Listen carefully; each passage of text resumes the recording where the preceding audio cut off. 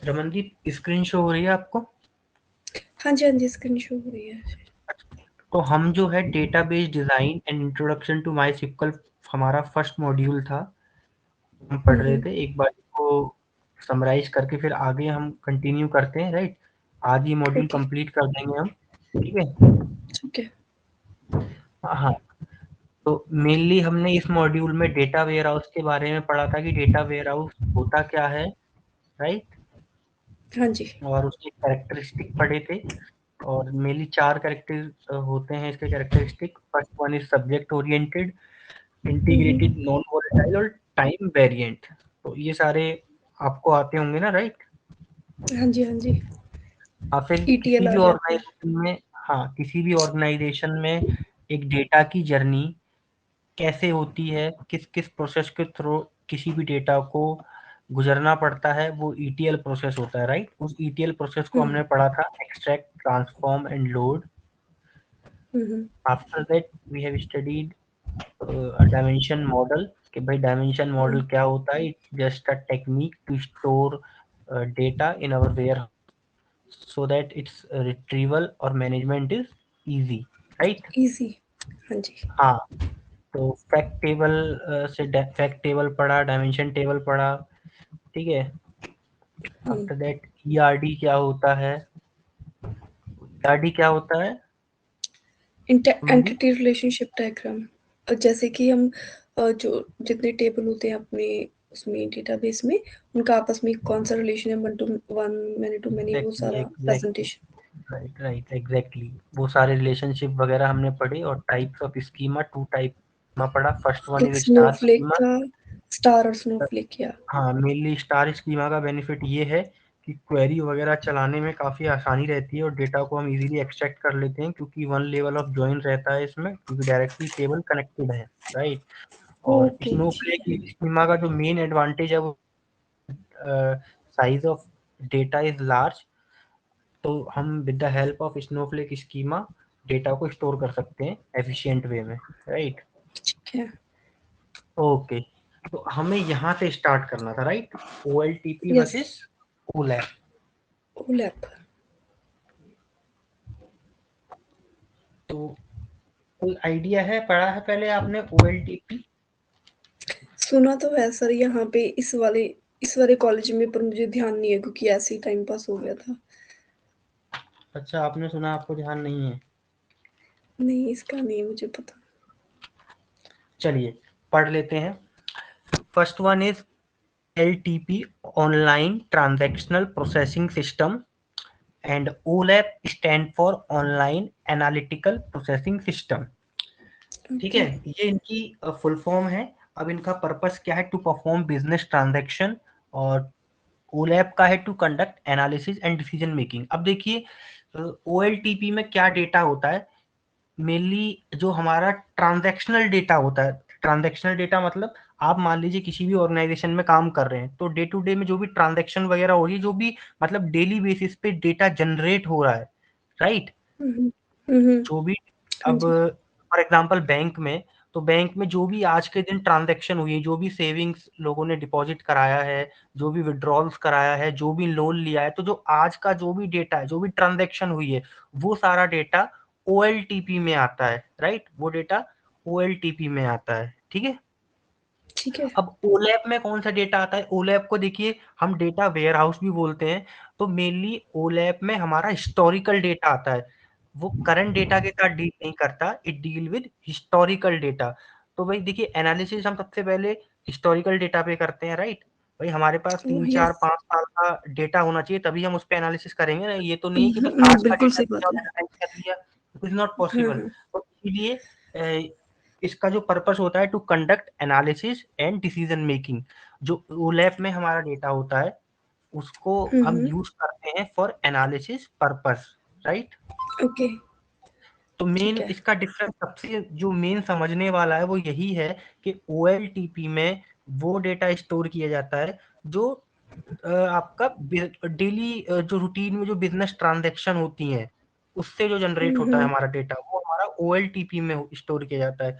But जो हम्म। हमारा historical data होता है, ठीक है, जिससे कि हम एनालाइज करते हैं, वो डेटा हमारा कहाँ स्टोर किया जाता है? ओलैप में, राइट? ओलैप। ऑनलाइन हम्म एनालिटिकल प्रोसेसिंग सिस्टम, राइट? हम्म अब यूजर पे आ यस। जाते हैं। तो देखिए, यूजर मेनली जो OLTP के यूजर होते हैं वो नॉर्मल पीपल्स होते हैं। नॉर्मल पीपल मतलब जो भी उस ट्रांजैक्शन में इन्वॉल्व होगा वही उसका यूजर होगा, राइट? बिल्कुल सही अगर बात है, कोई, हाँ जी। हाँ, बट ओलैप में जो यूजर होते हैं, देखिए ओलैप में कौन यूजर होगा? डेट एनालिस्ट वगैरह होंगे जो एनालाइज कर रहे हैं डेटा को। कंपनी के जो हम्म मैनेजर्स है, सीईओ है, भाई उन्हीं को तो उस एनालिसिस का जो भी रिपोर्ट है, जो भी डिसीजन निकल रहा है, उससे मतलब किसको है? मैनेजर जो कंपनी के हैं, उन्हीं के लिए तो वो बेनिफिशियल है वो इंफॉर्मेशन, हम्म राइट? और एनालाइज हाँ कर जी। रहा है वो एनालिस्ट है। मतलब इसमें जो यूजर होते हैं वो नॉलेजेबल पर्सन होते हैं।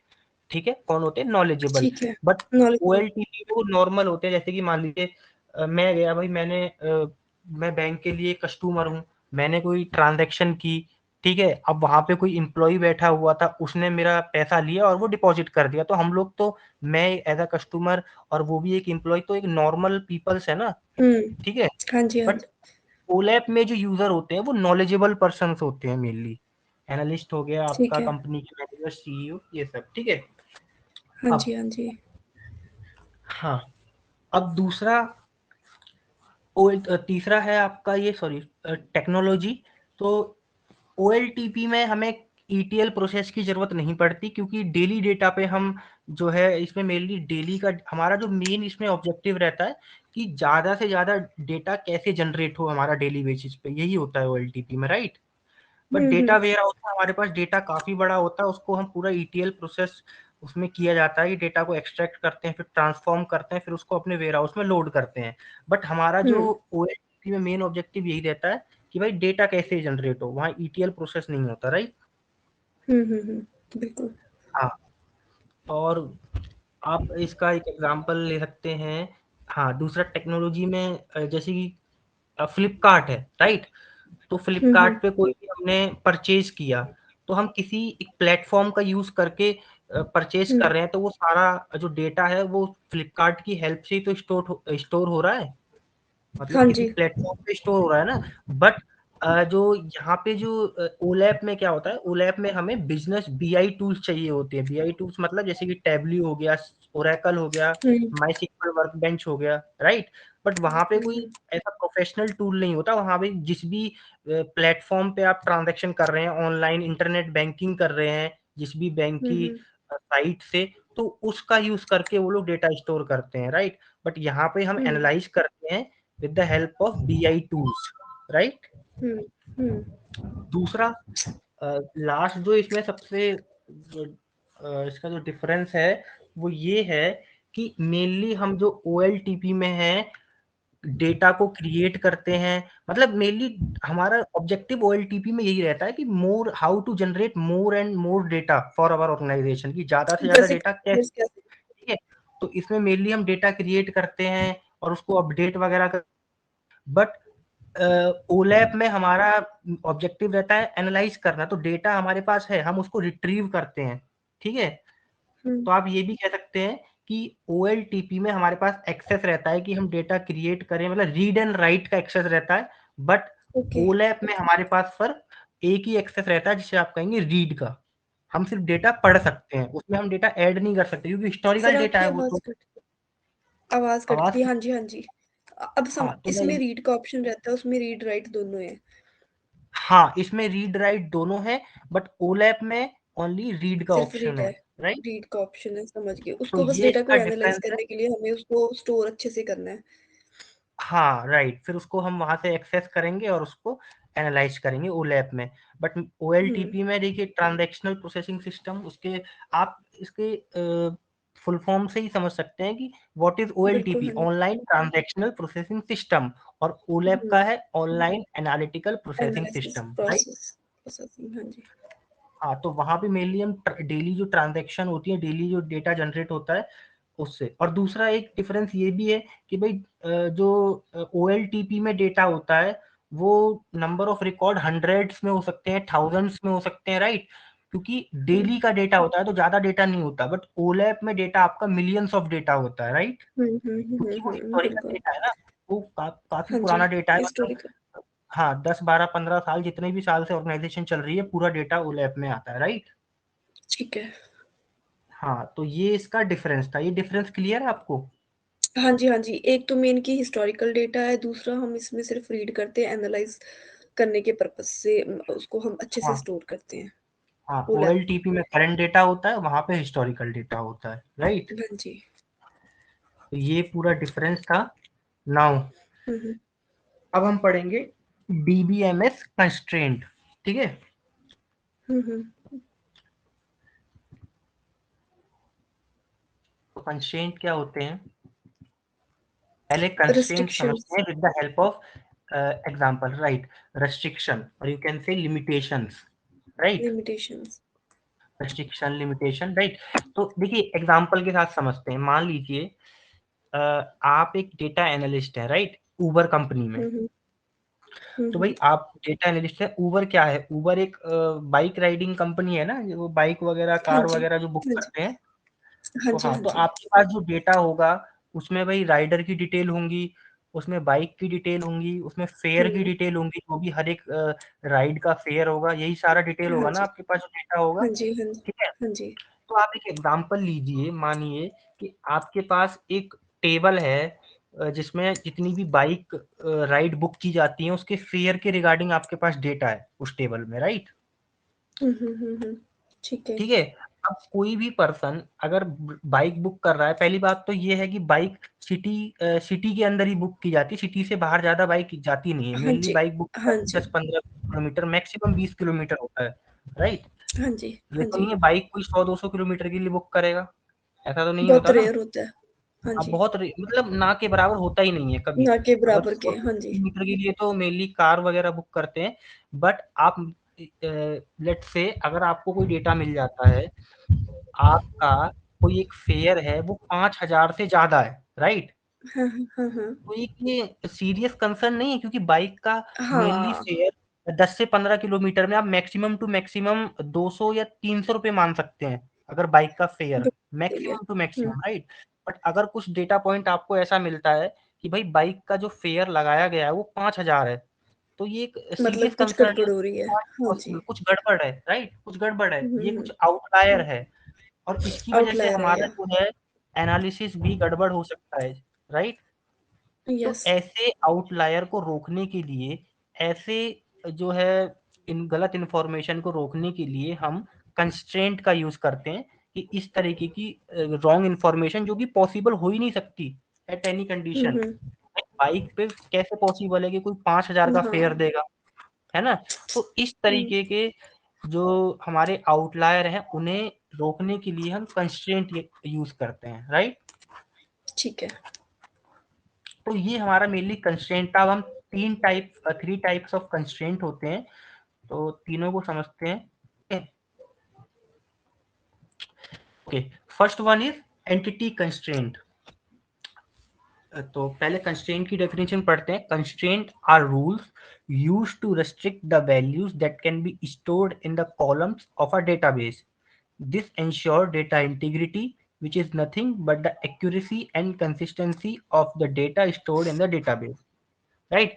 तो मेनली ये वो यप। रूल्स होते हैं जो वैल्यूज को रेस्ट्रिक्ट करते हैं, उनको रोकते हैं to be stored in the column of database, right.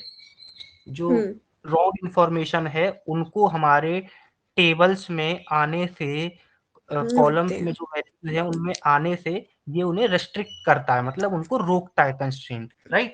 हुँ, हुँ, हुँ, बिल्कुल। हाँ, entity constraint are of the following different type. अब एंटिटी कंस्ट्रेंट में कौन कौन से कंस्ट्रेंट आते हैं, कौन कौन से टाइप्स हैं। पहला है यूनिक, राइट। तो यूनिक हुँ, क्या हुँ। होता है, unique used for column that need unique value, example employee ID.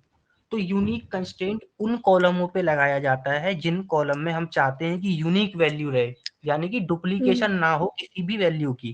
जैसे कि ठीक एम्प्लॉय है। आईडी है, अब मैं चाहता हूं कि हर एक एम्प्लॉय की आईडी यूनिक रहे, राइट। हुँ, तो मैं किस कंस्ट्रेंट का यूज करूंगा, यूनिक का। तो फिर यूनिक का। यूनिक कंस्ट्रेंट लगा दूंगा, तो पॉसिबल ही नहीं है कि एक भी एम्प्लॉय आईडी रिपीट हो जाए, ठीक है। तो ये रिपीट हो मैंने जाए, हाँ कंस्ट्रेंट जी। लगा दिया, तभी डुप्लीकेशन नहीं हो रहा। अब दूसरा हाँ जी। कंस्ट्रेंट है हमारा नल। determines the column that can have null value। अब देखिए अगर हम चाहते हैं कि हमारा कोई कॉलम है उसमें नल वैल्यू, मतलब नल माने ब्लैंक वैल्यू, ठीक है, तो उसमें ब्लैंक वैल्यू आनी चाहिए या नहीं आनी चाहिए। अगर ब्लैंक वैल्यू नहीं आनी चाहिए तो हम नॉट नल का यूज करेंगे, ठीक है, ठीक है। हाँ जी, हाँ जी, बिल्कुल। अगर हम नल लगाएंगे तो उसमें ब्लैंक वैल्यू वो एक्सेप्ट नहीं कर आएगी। लेगा, राइट। हाँ, तो an example, an employee may not need to accept specify कर देयर लेगा, लोकेशन। आ सकती हाँ, है, ठीक है। हाँ, specify their location and therefore the location column can have a null value. अब मान लीजिए कोई ओके। एम्प्लॉय है वो अपनी लोकेशन नहीं बताना चाहता, ठीक है, तो हुँ, हम चाहते हैं कि भाई उसका जो एड्रेस वाला जो कॉलम है उसमें नल वैल्यू आ जाए, ठीक है। ठीक है। हाँ अगर जी, हाँ मान जी। लीजिए हम चाहते हैं कि कोई भी नल वैल्यू नहीं होनी चाहिए तो हम कंस्ट्रेंट यूज करेंगे नॉट नल, राइट। ठीक है, हाँ जी, बिल्कुल। ओके, नेक्स्ट कंस्ट्रेंट है हमारा प्राइमरी की, ठीक है। तो primary key determines the column that uniquely identify a table, और you can say it uniquely identify each row in a table, ठीक है। तो हुँ, प्राइमरी की हम इसलिए लगाते हैं ताकि हम हर एक रो को यूनिकली आइडेंटिफाई कर पाए। ठीक है। अब देखिए जब भाई यूनिक कंस्ट्रेंट हमारे पास ऑलरेडी है तो हम प्राइमरी की क्यों लगा रहे हैं, ये भी तो डाउट होना चाहिए। ऑलरेडी वी हैव हाँ यूनिक जी। Constraint, then why are we using primary key. हाँ, वैसे हाँ, क्यों सर? देखिए पहला तो इसमें ये है कि देखिए सबसे पहला पॉइंट ये है कि यूनिक की कैन को एग्जिस्ट विद नल कंस्ट्रेंट, समझ आया। हाँ जी। मतलब यूनिक की अगर किसी कॉलम पे लग रही है तो उस कॉलम में नल उसमें नल वैल्यूज वैल्यूज़ तो आ सकती होती हैं, है। राइट। बट हुँ, हुँ। अगर किसी कॉलम में प्राइमरी की लग रही है तो उसमें नल वैल्यूज नहीं आ सकती। सबसे पहला डिफरेंस तो ये है। ओके, ठीक है। हाँ, दूसरा डिफरेंस बताता हूँ। एक टेबल में मोर देन वन कॉलम पे हम यूनिक की लगा सकते हैं, 2 पे, 3 पे, 4 पे, 5 पे, जितने भी कॉलम पे हम लगाना चाहते हैं उन सब कॉलम पे हम यूनिक की लगा सकते हैं। बट प्राइमरी की हम सिर्फ एक टेबल में एक कॉलम पे लगा सकते हैं। ये बहुत ओके। इंपॉर्टेंट डिफरेंस है और बहुत माइनर सा डिफरेंस है, क्योंकि यूनिक की का भी काम यही होता है कि कोई भी उस कॉलम में डेटा रिपीट ना हो, और प्राइमरी की भी यही हुँ, इंश्योर करता है कि कोई भी रिकॉर्ड डुप्लीकेट ना हो, कोई भी डुप्लीकेशन ना आए। बट मेन जो हुँ। इनके बीच में डिफरेंस है वो यही है कि यूनिक की कैन को एग्जिस्ट विद नल कंस्ट्रेंट। अगर किसी कॉलम हाँ पे जी, लगा हुआ है तो उस कॉलम में नल वैल्यूज आ सकती हैं, राइट। ठीक है। हाँ, और ये इसमें काफ़ी कॉलम्स पे हो सकता है, प्राइमरी की सिर्फ़ सिंगल कॉलम पे होगा और उसमें हम नल वैल्यूज़ नहीं दे सकते अगर प्राइमरी की लगी हुई है तो। हाँ, तो एक चीज और बताता हूँ। हुँ, यूनिक हुँ, की कैन को एग्जिस्ट विद नल वैल्यूज, जो मैंने ये लाइन बोली हुँ, है इसका एक एग्जांपल देता हूँ। ये यूनिक की नल वैल्यूज के साथ क्यों को एग्जिस्ट करती है। लेट्स से एक ऑर्गेनाइजेशन है, उसमें कोई कॉलम है एम्प्लॉय आईडी, राइट। हाँ जी। अब मैंने उस पर यूनिक की लगा दिया तो मैं नहीं चाहता कि उसमें जो है डुप्लीकेशन हो, राइट। पर प्राइमरी की नहीं है हमारा एम्प्लॉय आईडी, क्या है हमारा यूनिक कंस्ट्रेंट लगाया, यूनिक की लगाया है, राइट। हाँ जी। बट क्या होता है हमारी ऑर्गेनाइजेशन में आज की डेट में 3 एम्प्लॉय नए आते हैं, न्यू एम्प्लॉय की ज्वाइनिंग होती है 3 की, ठीक है। अब वो 3 एम्प्लॉय नए आए हैं तो भाई उनको एम्प्लॉय आईडी दी नहीं गई है, तो भाई उनका जो कॉलम है एम्प्लॉय आईडी का तो वो तो ब्लैंक ही रहेगा ना।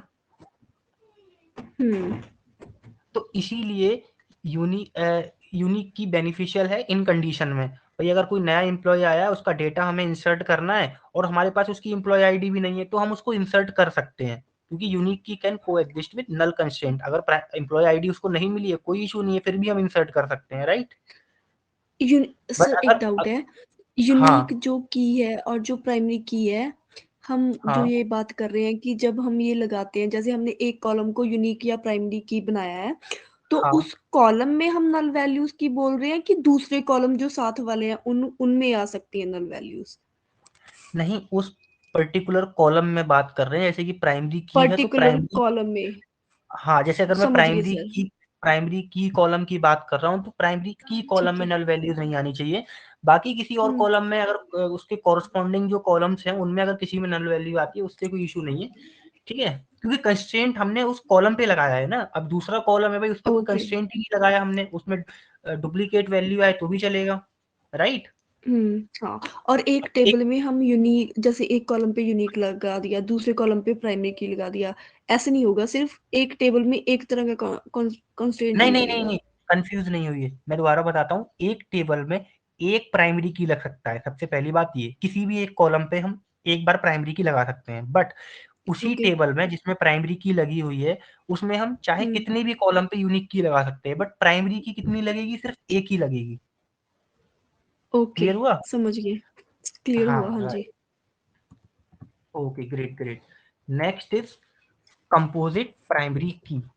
तो ये कुछ की हैं, इनको अच्छे से समझना, क्योंकि मेनली प्राइमरी की, कंपोजिट प्राइमरी की, फॉरेन की, कैंडिडेट की, अल्टरनेट की, ये कुछ की हैं, इनको काफी ज्यादा पूछा जाता है इंटरव्यू वगैरह में, ठीक है, ओके, तो इनको अच्छे से ठीक समझना। है, ठीक है। ठीक है, अब नेक्स्ट है हमारी कंपोजिट प्राइमरी की, तो पढ़ते हैं। A composite primary key is created by combining two or more columns in a table that can be used to uniquely identify each row in the table when the columns are combined, but it does not guarantee uniqueness when taken individually, or it can also be understood as a primary key created by combining two or more attributes to uniquely identify every row in a table.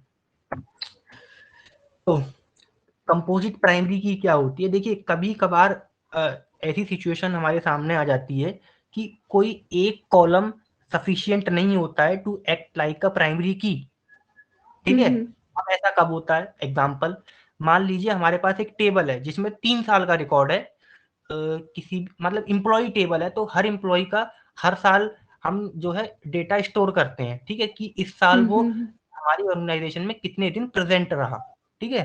तो 2000, मान लीजिए 2020 में मैंने उसका data fill किया, उसकी employ ID डाली, हमारा जो प्राइमरी की, अगर मैं मान रहा हूँ कि मेरा प्राइमरी की एम्प्लॉय आईडी है, ठीक है, तो 2020 में मैंने उसका रिकॉर्ड डाला, भाई वो 365 दिन में से आया है 200 दिन, ठीक है। अब 2021 में मैं दोबारा उसका रिकॉर्ड इंसर्ट करूंगा तो मुझे दोबारा उसकी एम्प्लॉय आईडी डालनी पड़ेगी ना, क्योंकि हर साल मैं उसका रिकॉर्ड इंसर्ट कर रहा हूँ, हर साल उसकी मुझे अटेंडेंस रिपीट देख रहा कर हूँ। दो, सॉरी, ये वाली लाइन रिपीट कर दो जो ओके। पीछे बोली कि एक एम्प्लॉय का। हाँ, आवाज कट गई थी क्या? नहीं सर, मुझे समझ आ रहा था, नहीं, ये मतलब ठीक है, मैं दोबारा मैं खो। बताता हूँ। हाँ जी, हाँ, सॉरी। सुनिए सुनिए सुनिए, एक एग्जाम्पल लेते हैं, अभी हम एग्जाम्पल ले रहे हैं to understand composite primary key, ठीक है। हाँ जी। तो फॉर एग्जाम्पल, एक कंपनी है, वो एक टेबल में डेटा स्टोर करती है अपने एम्प्लॉयज का, कि भाई वो हर साल, साल में मतलब कितने दिन आते हैं आउट ऑफ 365 डेज, ठीक है। तो हाँ जी। 2020 का डेटा, 2021 का डेटा, 2022 का डेटा, मान लीजिए 3 साल का जी। डेटा स्टोर कर रखा है, ठीक है। तो अब हाँ आप एक जी। बात बताइए, हर एक एम्प्लॉय का जो डेटा है वो एक साल में एक बार आएगा, हाँ जी। क्योंकि हम पूरे साल का ले रहे हैं, कितने दिन आया है अगली साल, मतलब इससे पिछली साल वो कितने दिन आया है, ठीक है। तो 2020 में उसका एक बार डेटा आएगा, 2021 हाँ में जी। एक बार उसका डेटा आएगा, और हाँ जी। 2022 में भी उसका डेटा आएगा, तो 3 टाइम्स उसका डेटा रिपीट हो रहा है ना, हाँ जी। हाँ जी। ठीक है। तो अगर मैं उसकी एम्प्लॉय आईडी को लेता हूँ तो उसकी एम्प्लॉय आईडी 3 बार आएगी उस टेबल में, क्योंकि 2020 में भी आएगी, 21 में भी आएगी, 22 में भी आएगी, राइट। हाँ जी।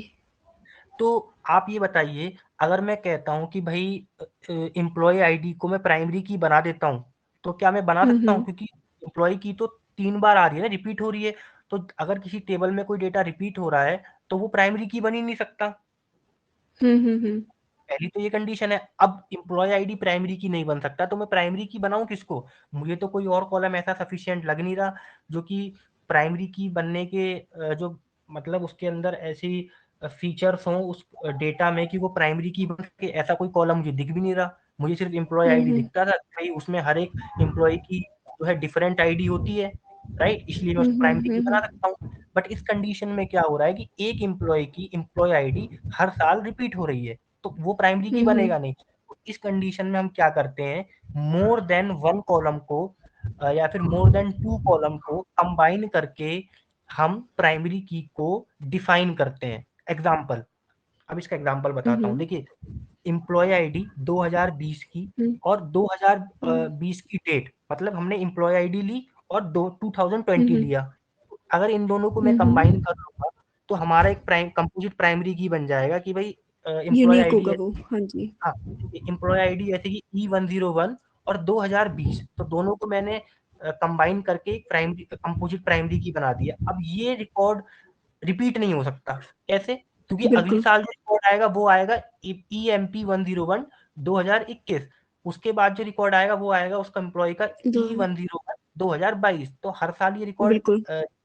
डिफरेंट आ रहा है ना। हाँ जी, हाँ जी, बिल्कुल। एग्जाम्पल क्लियर हुआ? मैंने जो एग्जाम्पल लिए हाँ हैं, जी, हाँ जी, क्लियर हुआ, हाँ, क्लियर हुआ। ये एग्जाम्पल मैंने इसलिए लिया है कि कंपोजिट प्राइमरी की क्या होता है, जब हम एक कॉलम से प्राइमरी की डिफाइन नहीं कर सकते, उस टाइम हम मोर देन 1 और मोर देन 2 कॉलम्स को कंबाइन करके कंपोजिट प्राइमरी की डिफाइन करते हैं। So that is called composite ठीक है, प्राइमरी की, राइट? ठीक है। क्लियर हुआ ये वाला की? बिल्कुल। हाँ जी, हाँ जी, बिल्कुल। Great, great. तो कंपोजिट प्राइमरी की similar, it's behave like just similar like primary की। ये बिल्कुल प्राइमरी की तरह ही बिहेव हुँ, करता है। प्राइमरी की कैसे बिहेव हुँ, करता है कि भाई डुप्लीकेशन नहीं होनी चाहिए, नल वैल्यूज नहीं हुँ, होनी चाहिए। यही तो बताया हुँ। था मैंने प्राइमरी की के बारे में आपको। हाँ जी, हाँ जी, हाँ जी, बिल्कुल। हाँ, तो कंपोजिट प्राइमरी की में भी कोई डुप्लीकेशन नहीं होनी चाहिए और कोई नल वैल्यूज भी नहीं होनी चाहिए उस नहीं होनी कॉलम में, चाहिए। मतलब उन दोनों ठीक कॉलम है, में, राइट? ठीक है, जिन भी कॉलम को ठीक हम है। कंबाइन कर रहे हैं, राइट? तो ये वही एग्जांपल है जो मैंने अभी आपको समझाया। देखिए, एम्प्लॉय आईडी और year can act as a composite primary key, है ना? बिल्कुल। एम्प्लॉय आईडी और ईयर हम दोनों को जब कंबाइन करेंगे तो वो एक्ट करेगा एज अ कंपोजिट प्राइमरी की। प्राइमरी की।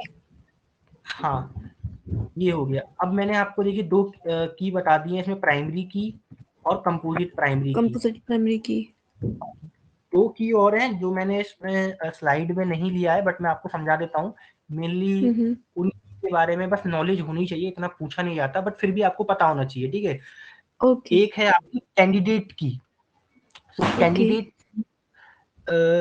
Are the key or group of key that can uniquely identify each row in a table. मतलब कैंडिडेट की वो की होती हैं जो, एग्जाम्पल लेते हैं, ठीक है? जैसे कि एग्जाम्पल से बेटर समझ आएगा। भाई इलेक्शन होता है, हुँ। राइट? मान लीजिए पीएम का इलेक्शन होता है, तो पीएम के लिए काफी सारे कैंडिडेट खड़े होते हैं ना। हाँ जी, हाँ जी, हाँ, तो बिल्कुल। हर एक कैंडिडेट तो पीएम नहीं बन जाता। उन सारे कैंडिडेट में से एक ऐसा कैंडिडेट होता है जो कि सबसे बेस्ट होता है, जिसको हम पीएम के लिए, तो पीएम बनता है, राइट? बिल्कुल। ऐसा इन द सिमिलर वे इसी में ऐसा होता है कि काफी सारे हमारे पास कॉलम हैं जो ऐसा हमें जो जिनके अंदर ऐसे फीचर हैं कि वो प्राइमरी की बन सकते हैं, ठीक है? हुँ। बट उनमें से सिर्फ एक ही प्राइमरी की बनेगा। तो वो सारे हुँ, जो जितने कॉलम है which can act like a primary की, जो प्राइमरी की बन हुँ, सकते हैं, the column that shows the features of primary की of being hmm, primary key, तो उनको हम हुँ। कैंडिडेट बोलते हैं, जो प्राइमरी की होते हैं जिनके अंदर वो बन फीचर्स हैं। सकते हैं। हाँ, ठीक है। बने नहीं है, बन सकते हैं, उनके अंदर वो फीचर्स बन हैं। सकते हैं। हाँ जी, हाँ जी, हाँ जी। लाइक फॉर एग्जांपल मेरे पास एक टेबल है जिसमें एक कॉलम है एम्प्लॉय आईडी, एक कॉलम है मोबाइल नंबर। तो आपको पता है हुँ। कि एम्प्लॉय आईडी भी सबकी यूनिक होगी और मोबाइल नंबर भी मोबाइल सबका नंबर यूनिक भी होता सबको है। यूनिक होगा। तो दोनों कॉलम कैंडिडेट है ना ये, दोनों। राइट? हाँ जी, हाँ बट जी, हम किसी कैंडिडेट में एक को प्राइमरी की बनाते हैं। अब देखिए हाँ नेक्स्ट जी। की है हमारी ऑल्टरनेट की। ओके। तो ऑल्टरनेट की क्या होता है? देखिए हमारे पास जैसे मैंने एग्जांपल लिया, दो की है, दो कॉलम है, एक मोबाइल नंबर है और एक हुँ, एम्प्लॉय आईडी है। तो जब मैंने हुँ, एम्प्लॉय आईडी को प्राइमरी की डिफाइन कर दिया, ठीक है? हुँ, तो जो हुँ। रेस्ट कॉलम है, जो भी कॉलम हमारा बचता है, उसे हम ऑल्टरनेट की कहते हैं, जो ठीक है। प्राइमरी की बनने का फीचर इसके अंदर है, लगता है हमें, राइट? ओके तो सर, गॉट ऑल्टरनेट इट। की समझ आया? हाँ जी, हाँ जी, समझ आ गया। जो नहीं हमने, बनेंगी प्राइमरी, जो बाकी हाँ, कैंडिडेट जो कीज़ प्राइमरी बचेंगी की उनको नहीं ऑल्टरनेट बनेंगी, की बोलेंगे। हाँ, उन्हें हम ऑल्टरनेट की बोलेंगे, राइट? हाँ जी, हाँ जी। हाँ, तो हमने प्राइमरी की समझा, कंपोजिट प्राइमरी की समझा, एंड देन कैंडिडेट की, आफ्टर दैट ऑल्टरनेट की, राइट? यस। ठीक, अब नेक्स्ट हमारा जो कंस्ट्रेंट है वो है रेफरेंशियल कंस्ट्रेंट। ठीक है, यप। हाँ, तो let's read this. These are used to restrict the values that are taken by a column in one table based on the values that exist in another table. Okay, according to this rule, the value that appear as a foreign key in a table is valid only if it also appear as a primary key in the table to which it refers. Okay, देखिए referential constraint में क्या होता है, देखिए इसमें पहले relation रहता है दो टेबल के बीच में। तो ये कंस्ट्रेंट कहता है एक टेबल में डेटा तभी एंटर होगा अगर वो दूसरी टेबल में एंटर हो चुका होगा तब। ठीक है, ठीक है, ठीक है। दो टेबल आपस में कनेक्टेड है और ये रेफरेंशियल जी। कंस्ट्रेंट ये कह रहा है कि फर्स्ट टेबल में डेटा तभी एंटर होगा जब वो दूसरी टेबल में एंटर हो चुका होगा, राइट। ठीक है। So these are used to restrict the values that are taken by a column in one table based on the values that exist in another table. ठीक है, अब इसका ठीक है। दूसरा पॉइंट ये है कि आपका एक टेबल में फॉरेन की है। देखिए आपकी दो टेबल है यहाँ पे, एक एम्प्लॉय टेबल है and second one is department table. ठीक है, तो हमारी डिपार्टमेंट टेबल में है वो डेप्ट आईडी क्या है, प्राइमरी की। ठीक है, हाँ जी। हाँ, तो जो हमारा सेकंड पॉइंट है वो ये कह रहा है अगर ये डेप्ट आईडी हमें किसी दूसरी टेबल में भी दिखता है तो वो एक्ट करेगा एज अ फॉरेन की, फॉरेन की। राइट।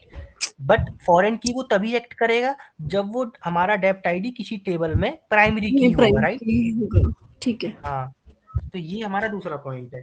ठीक है, अब देखिए एक चीज और बताता हूँ इसमें, आपका फॉरेन की वाले कॉलम में जो फॉरेन की जो एफ के लिखा हुआ है, राइट, उसमें कोई भी डेटा तभी एंटर होगा जब वो पहले आपका प्राइमरी की में हो चुका होगा। अगर प्राइमरी की में कोई डेटा एंटर नहीं हुआ तो वो फॉरेन की में एंटर नहीं हो सकता। अगर वो हो रहा है तो it is a error for us, वो हमारे लिए एरर है, ठीक वो है। गलत है, कुछ मिस्टेक। अब देखिए यहाँ पे D101 है, D01 है, D02 है, D03 है, बट D04 तो नहीं है ना प्राइमरी की वाले कॉलम नहीं में। है। हाँ जी, हाँ जी। बट देखिए फॉरेन की में D04 है, तो ये रॉन्ग डेटा है, कांट बी ठीक है। पॉसिबल। इसलिए देखिए यहाँ पे रेड कलर ओके। की आपको डॉट दिख रही होगी, ये मैंने एरर के लिए शो कर रखा है, ये एरर है आपका, राइट।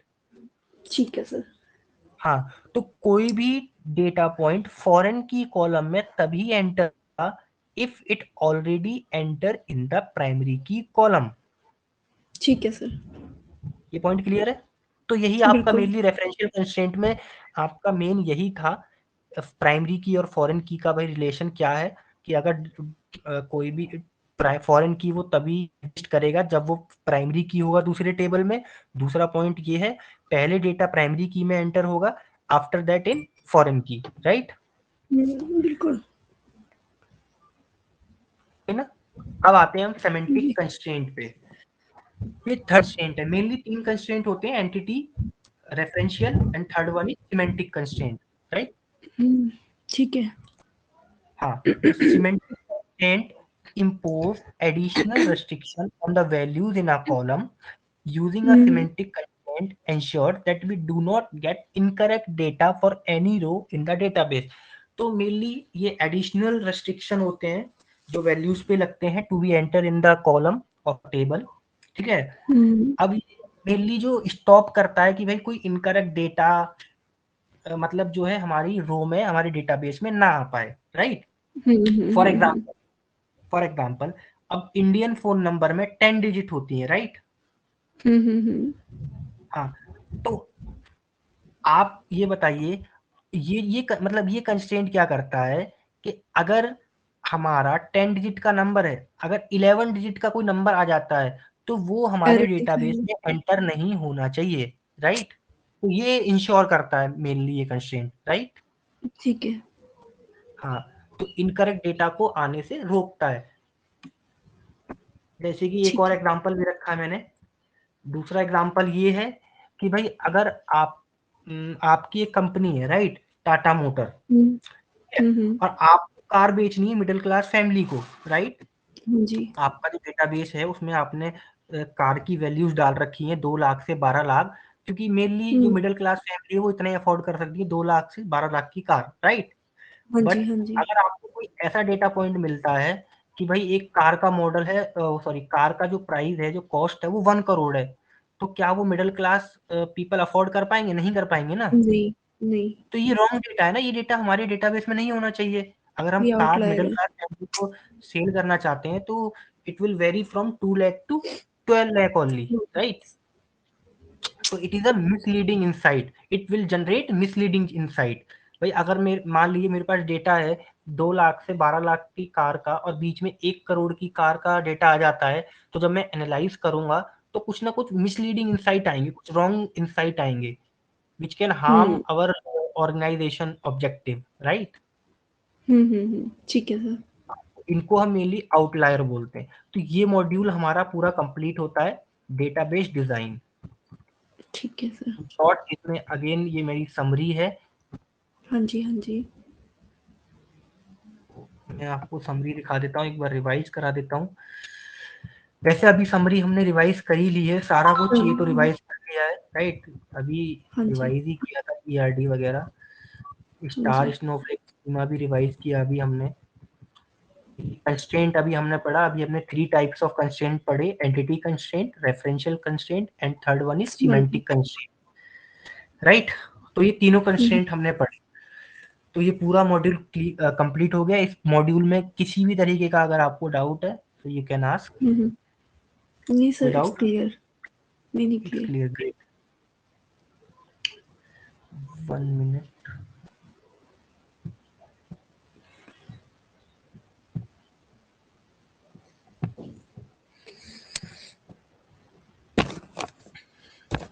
ओके,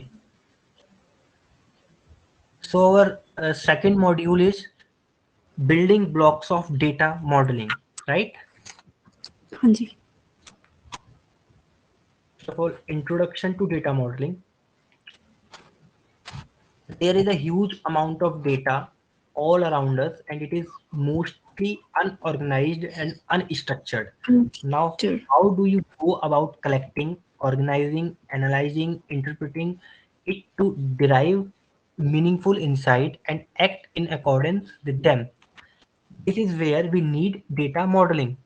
ओके, अब देखिए होता क्या है, डेटा हमारे पास, पहला डेटा हमारे पास काफी सारा है हमारे, ठीक है, हमारी ऑर्गेनाइजेशन में डेटा काफी सारा है, ऑर्गेनाइजेशन कह लीजिए या किसी भी कंपनी में आप काम कर रहे हैं, बट मेनली वो अनऑर्गेनाइज्ड होता है, अनस्ट्रक्चर्ड होता है, ठीक है।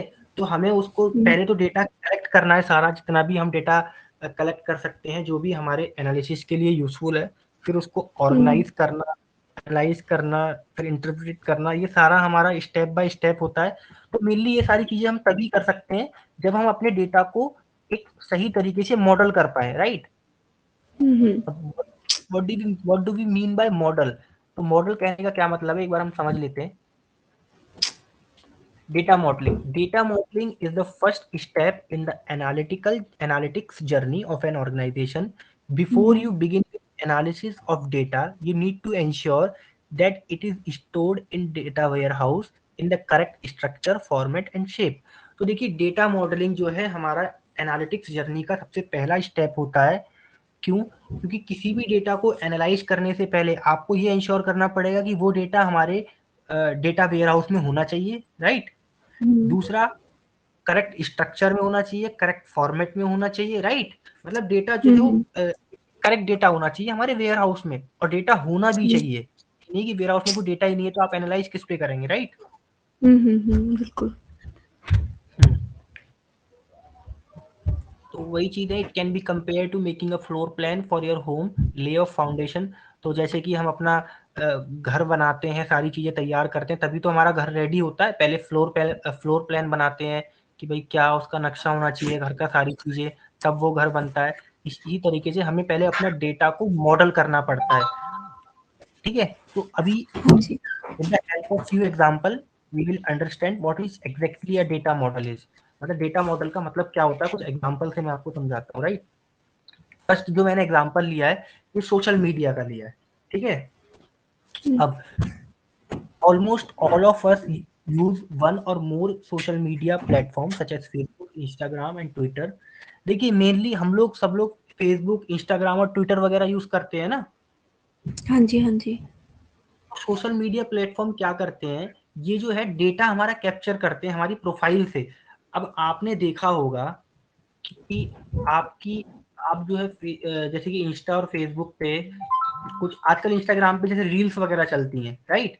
तो आप कुछ हाँ रील्स जी। को देख रहे हैं और ऐसा होने लगता है एक टाइम बाद फिर उसी टाइप की रील आपके मोबाइल पे आने लग जाती हैं। तो उन्हें कैसे पता चलता है वो कि भाई सब आपकी क्या हाँ, प्रेफरेंस है। अगर आप कोई डिवोशनल रील देख रहे हैं फिर वो आपको डिवोशनल रील ही दिखाते रहेंगे, राइट। हाँ जी। ऐसा होता है ना। तो वो हाँ कैसे जी, हाँ होता है, जी। ये लोग हमारा डेटा कैप्चर करते हैं। ये देखते हैं कि हम किस पेजेस पे, किन अकाउंट्स पे ज्यादा जा रहे हैं, किस तरीके की पोस्ट को हम लाइक कर रहे हैं। मैं या मेरा दोस्त, हम दोनों एक तरीके की, हम दोनों की जो प्रेफरेंस है वो सेम है क्या, हम मैं और जो मेरे फ्रेंड लिस्ट है वो सब लोग सिमिलर टाइप्स ऑफ पोस्ट को लाइक कर रहे हैं। मतलब हर वेज को ये लोग देखते हैं कि हम लोग क्या कर रहे हैं और ये हमारा डेटा कलेक्ट करते हैं।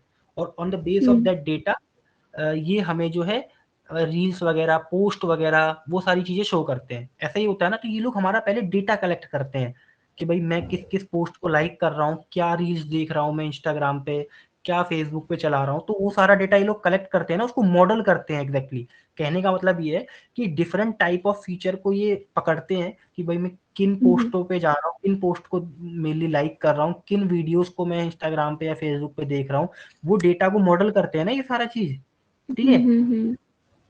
तो ये सारी चीजें अब नेक्स्ट एग्जांपल से थोड़ा और बेटर समझते हैं। 4-5 एग्जांपल लिए हाँ हैं, जी, आपको डेटा मॉडलिंग हाँ अच्छे से जी। समझ आ जाएगी। नेक्स्ट इज ठीक है। Streaming platform.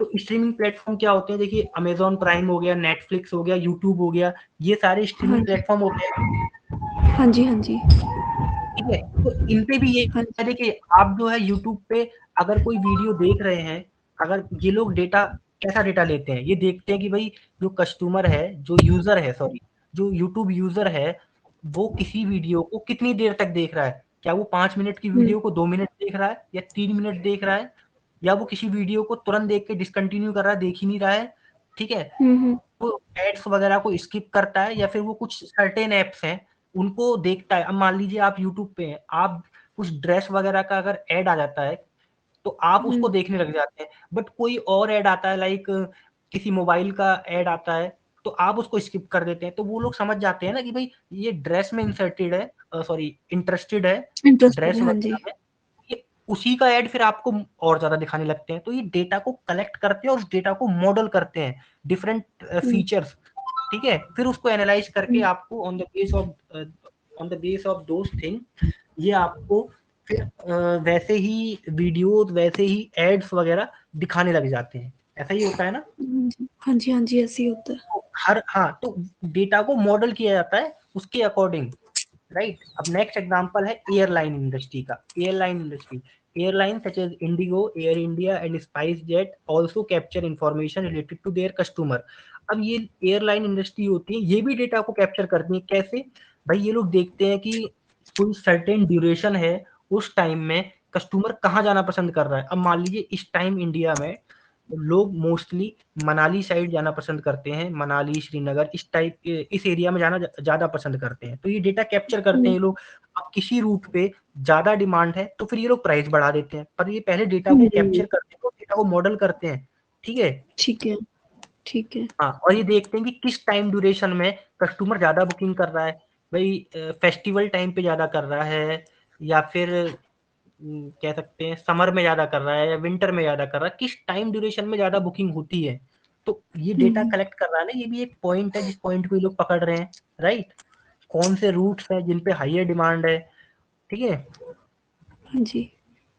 हाँ, तो डिफरेंट ये फीचर को लेते हैं और डेटा को मॉडल करते हैं। तो मेनली हर ऑर्गेनाइजेशन डेटा को मॉडल करती है अपने बेनिफिट के लिए। मॉडल क्यों करते हैं हुँ, भाई, ये एयरलाइन इंडस्ट्री है, ये डेटा मॉडल कर रही है कि भाई किस रूट पे लोग ज्यादा ज्यादा ज्यादा जाते हैं और किस टाइम ड्यूरेशन में लोग ज्यादा बुकिंग वगैरह करते हैं, ठीक है। हुँ, हुँ। मोस्टली अराइवल कहाँ होते हैं, मोस्टली डिपार्चर कहाँ होते हैं, वो सारा डेटा ये लोग मॉडल करते हैं और फिर उसको कलेक्ट करते हैं। देन दे एनालाइज और उसके बेस पे ही अपना टिकट प्राइस रखते हैं, राइट। हाँ जी, हाँ जी। Next example mobile application. तो मोबाइल एप्लीकेशन जैसे स्विगी, ओला, अमेजोन, तो ये भी एप्लीकेशन है। इन एप्लीकेशन में आप जो जो यूज करते हैं, ठीक है, आप इन एप्लीकेशन को अमेजोन वगैरह जो भी चलाते हैं, ये सारी चीजें आपकी नोटिस करते हैं कि भाई आप किस प्रोडक्ट को ज्यादा सर्च कर रहे हैं फ्लिपकार्ट पे या किसको नहीं कर रहे हैं। तो हर एक फीचर को ये लोग आपका पकड़ते हैं, उसको मॉडल करते हैं फीचर को, फिर डेटा को कलेक्ट करके फिर ये आपको उसके बेस पे रिजल्ट शो करते हैं, right. Third one is banking sector. तो बैंकिंग इंडिया में देखिए काफी सारे बैंक है, लाइक एसबीआई, एचडीएफसी, आईसीआईसीआई, और भी काफी बैंक है, ठीक है। तो ये लोग क्या करते हैं, जो बैंकिंग सेक्टर होते हैं, ये कस्टमर की ट्रांजैक्शन हिस्ट्री देखते हैं कि भाई वो ट्रांजैक्शन हाई अमाउंट की करता है या लो अमाउंट की करता है, उसकी प्रोफाइल देखते हैं, और वो क्या ज्यादा यूज करता है, वो ब्रांच में जाके ज्यादा ट्रांजैक्शन करता है या नेट बैंकिंग करता है या फोन वगैरह करता है। और इन सारे डेटा को मॉडल करके फिर वो क्या करते हैं, भाई अपने बेनिफिट के लिए कस्टमर को लोन वगैरह, क्रेडिट कार्ड वगैरह ऑफर करते हैं। ऐसे ही तो करते हैं। बिल्कुल सही बात है, हाँ पहले जी। डेटा को ना मॉडल करना पड़ता है। आप उस पे एनालाइज करने से पहले, भाई आप ये नहीं है कि आप कोई भी डेटा ले लेंगे या कुछ भी फीचर ले लेंगे और आपको करेक्ट आउटपुट मिल जाएगा। नहीं, अगर भाई आपको लोन देना है किसी कस्टमर को या क्रेडिट कार्ड देना है, तो पहले आपको उस ऑब्जेक्टिव से रिगार्डिंग डेटा कलेक्ट करना पड़ेगा जो उससे रिलेटेड हो। अगर आप लोन देना चाह रहे हैं तो आपका ऑब्जेक्टिव होना चाहिए कि भाई कस्टमर कितना कमाता है, क्या सैलरी होगी उसकी, क्या वो ट्रांजेक्शन करता है, वो ऑनलाइन ज्यादा एक्टिव रहता है या फिर वो बस कैश वगैरह में ट्रांजेक्शन करता है। तो हर एक पॉइंट को आपको मॉडल करना पड़ेगा और फिर आप एनालाइज करेंगे और फिर आप उसको लोन ऑफर करेंगे। ऐसा होता है, राइट। ठीक है। अब नेक्स्ट हमारा, ये हमने डेटा मॉडलिंग समझा। तो डेटा मॉडलिंग के मैंने काफी सारे एग्जांपल लिए, उसके साथ आपको डेटा मॉडल समझाया, तो समझ आ गया आपको हाँ जी, हाँ जी। Exactly mean by data model, right. ठीक है, हाँ जी, अब हाँ जी। नेक्स्ट हमारा जो टॉपिक है, a data model versus a floor plan. Imagine you are a chief architect who has been assigned to guide the construction of a shopping mall, the biggest ever in India. The sheer size and complexity of such a structure would require you and your team to come up with a well designed plan before you start its construction. Well, why are we just like a floor plan is used to outline the structure of a building? An ERD can be thought of as the floor plan for a schema. ठीक है, तो देखिए इसमें क्या कह रहे हैं मैं बता देता हूँ। मेनली जैसे आप किसी भी बड़ी, मान लीजिए आप एक आर्किटेक्ट हैं, तो आपको किसी शॉपिंग मॉल को कंस्ट्रक्ट करवाना, राइट। तो पहले आप बनाने से पहले आप एक फ्लोर प्लान डिजाइन करेंगे ना, कि भाई क्या उसका नक्शा होना चाहिए, कौन सा, मतलब कहाँ पे स्टेयर्स होनी चाहिए, कहाँ पे लिफ्ट होनी चाहिए, कहाँ हॉल होना चाहिए। वो हर एक चीज पहले आप एक डिजाइन करेंगे ना, उसके बाद ही तो वो कंस्ट्रक्ट होगा। हाँ जी, हाँ जी। Just like a floor plan is used to outline the structure of a building, an ERD can be thought of as the floor plan for the schema. Data model step in the analytics journey of an organization. तो देखिए, जैसे हम किसी भी building को बनाने से पहले एक फ्लोर प्लान तैयार करते हैं, उसी तरीके से हम ईआरडी तैयार करते हैं अपना, ठीक है। तो ईआरडी जो हम रेडी करते हैं, उसको हमें बनाने से पहले ये जो है इंश्योर करना पड़ता है कि हम हर एक चीज, हर एक टेबल, हर एक कंस्ट्रेंट सही लगा रहे हैं। जैसे एक घर बनने के बाद हम उसमें चेंजेस नहीं कर सकते। एग्जाम्पल, एक घर बन जाता है, हमें घर बनने के बाद रियलाइज होता है कि भाई किचन जो है हमारा बाहर साइड नहीं होना चाहिए, वो अंदर के साइड होना चाहिए, ठीक है। तो इज इट पॉसिबल कि हम उसको चेंज कर सकते हैं घर बनने के बाद? नो। करेक्ट, हम उसको चेंज नहीं कर सकते। तो इन द सिमिलर वे, अगर एक बार हमारे डेटाबेस का ईआरडी बन जाता है तो हम चेंज नहीं कर सकते, राइट। तो ईआरडी बनाते टाइम हमें हर एक पॉइंट को जो है सही लेना पड़ता है, जिससे कि कोई गलती ना हो। जैसे कि घर बनने के बाद हम चेंज नहीं कर सकते, in the similar way ERD बनने के बाद हम उसका जो टेबल का रिलेशनशिप है या कंस्ट्रेंट है या जो भी फीचर्स हैं उनको हम चेंज नहीं कर सकते, राइट। तो ये वाला कॉन्सेप्ट क्लियर हुआ हाँ जी सर। मॉडल? हाँ जी, हाँ जी। हाँ, तो ओके।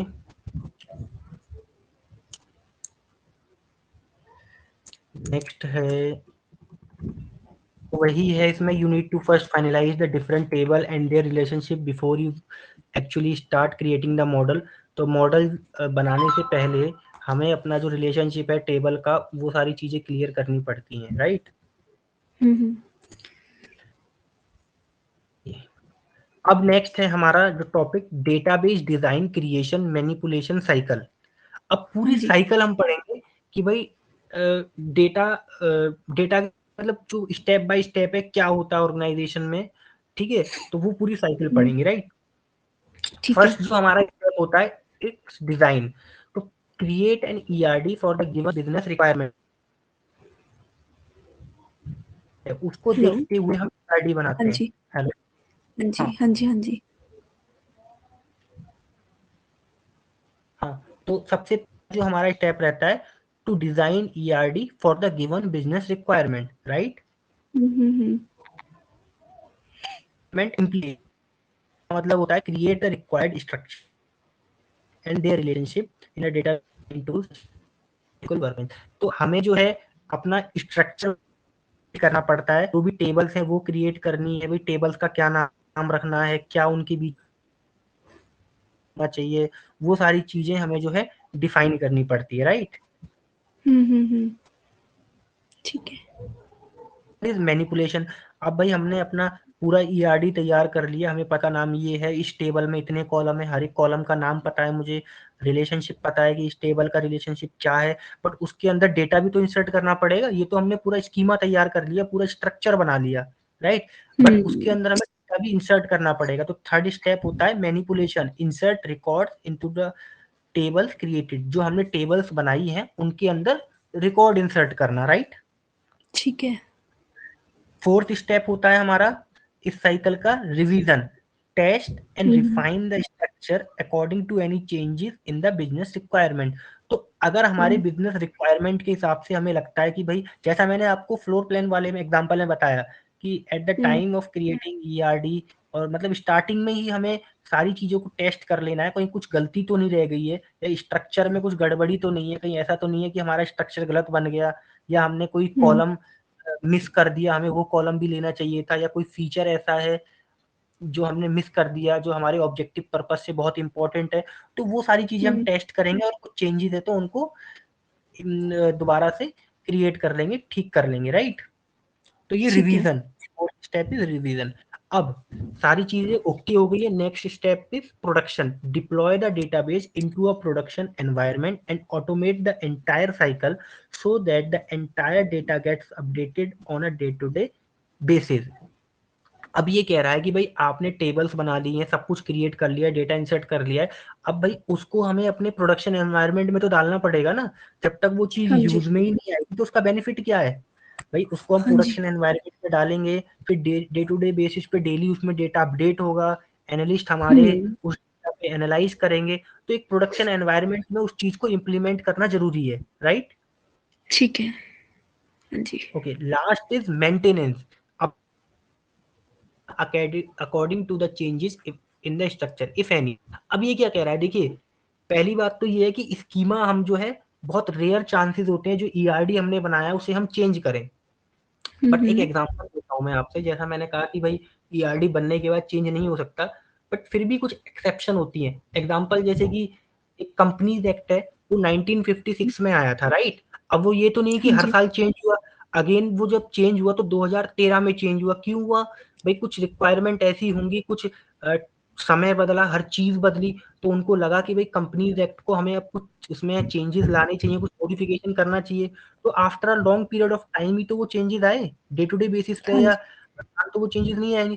तो ऐसे ही स्कीमा होता है भाई, हमने करंट जो हमारा कह सकते हैं, जो करंट हमारा ट्रेंड चल रहा है मार्केट में, जो भी है उसके बेस पे हमने अपना ईआरडी बनाया, हर एक डेटा मॉडल उस बेस पे हमने तैयार किया।